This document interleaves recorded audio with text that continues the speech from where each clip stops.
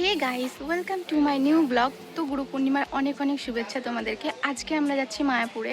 তো মায়াপুরে গিয়ে কী করছি কি না করছি আজকে পুরোটাই এই ভিডিওতে তোমরা দেখতে পাবে। তো পুরো ভিডিওটা দেখার জন্য লাস্ট অবধি দেখতে থাকো।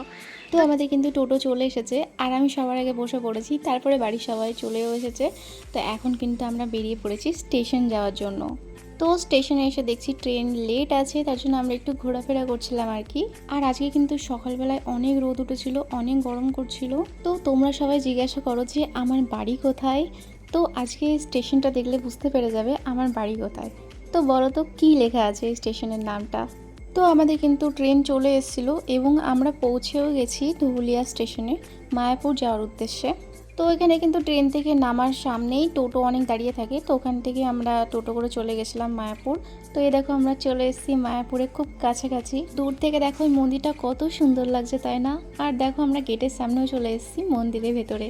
এত রোদের মধ্যে আমি ঘুরে বেড়াচ্ছিলাম, তার কারণ কি জানো তো? ওখানে যে খাবারের টিকিটগুলো পাওয়া যায়, তো ওখানটায় আমি যখন টিকিট আনতে গেছিলাম তো আমার কাছে ক্যাশ একদম ছিল না। আমি তখন ওনাকে গিয়ে বলেছিলাম যে আমাদের কি ফোনপে করা হবে, তো উনি আমাকে বারণ করে দিয়েছে যে না, ফোনপে করা হবে না। তার জন্য আমি আবার ঘুরে মায়ের কাছে চলে এসেছি টাকা নেওয়ার জন্য। তারপরে কিন্তু ক্যাশ টাকা দিয়ে আমাদের টিকিট কাটা হয়ে গেছে দুপুরে খাবার জন্য। ততক্ষণ আমরা একটু এদিক ওদিক ঘুরে নিই, মন্দিরগুলোকে ভালো করে দেখে নিই। আর আজকে কিন্তু যেহেতু গুরু পূর্ণিমা, তো আজকে অনেক ভিড় ছিল, প্রচুর লোকজন এসেছিল, যেই কারণে কোথাও কিন্তু একটুও বসার জায়গা ছিল না। আমরা কিন্তু সারাটা দিন হেঁটে হেঁটেই ঘুরে ঘুরেই বেরিয়েছি আজকে। আর একটা কথা কি জানো তো, এই মায়াপুর মন্দিরটার সঙ্গে না এমন একটা ইমোশন জুড়ে আছে। মানে আমি যখনই বাড়িতে আসি, প্রত্যেক বছর আমি তো বছরে একবার বাড়িতে আসি, তো আমি যখনই বাড়িতে আসি আমাকে মায়াপুর আসতেই হবে। আমার খুবই ভালো লাগে এই জায়গাটা। যতই এদিক ওদিক আমি তীর্থস্থান করি, আমার কিন্তু মায়াপুরে এসে আমার প্রাণ জোড়ায়। এই জায়গাটা আমার একদম শান্তির জায়গা বললেই চলে।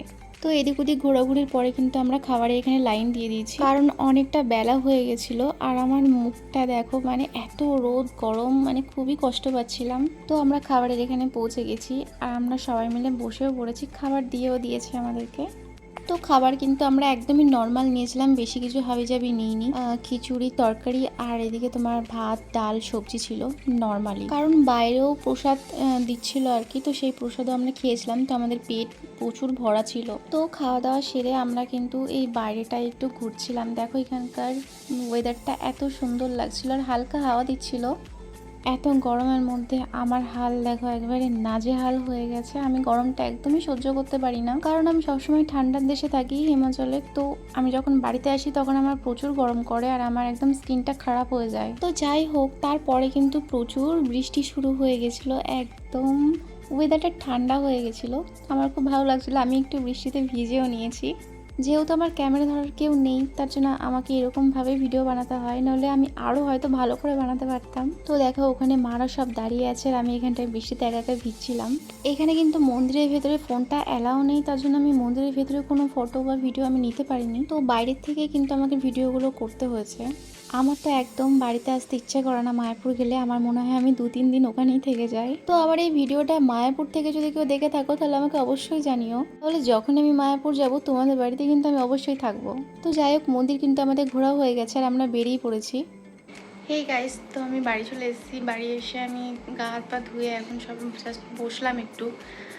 তো তোমাদের ব্লগটা কেমন লাগলো অবশ্যই জানিও। আর যদি তোমাদের ভালো লাগে তাহলে আমার চ্যানেলটাকে একটু সাবস্ক্রাইব করে দিয়ে আমার পাশে থেকো। তো টাটা সবাইকে।